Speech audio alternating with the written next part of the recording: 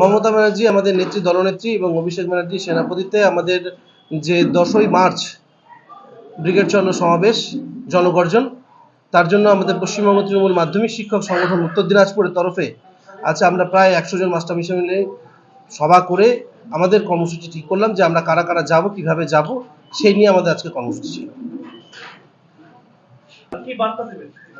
আমাদের যেটা মেন বলা ছিল, আমাদের মধ্যে এখানে উপস্থিত ছিলেন আমাদের হেডমাস্টারমশাই অ্যাসোসিয়েশন, যেটা আমাদের তৃণমূল সংগঠনের তরফে আছে, তার চেয়ারপারসন সুনীল বর্মা মহাশয়, এবং তার সাথে আমাদের sub divisional president Bikash Das থেকে শুরু করে, অভিজিৎ দেশ থেকে শুরু করে, গৌতম দত্ত থেকে শুরু করে সবাই আমরা এখানে উপস্থিত আছি।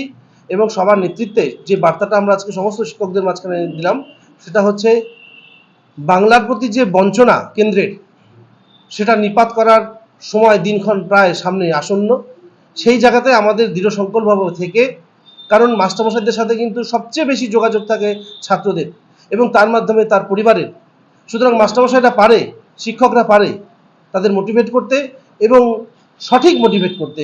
কারণ আজকে যত প্রকল্প চলছে, যতগুলো সরকারের প্রায় 72টা প্রকল্প চলছে, সেই প্রকল্পগুলো ঠিকভাবে পাচ্ছে।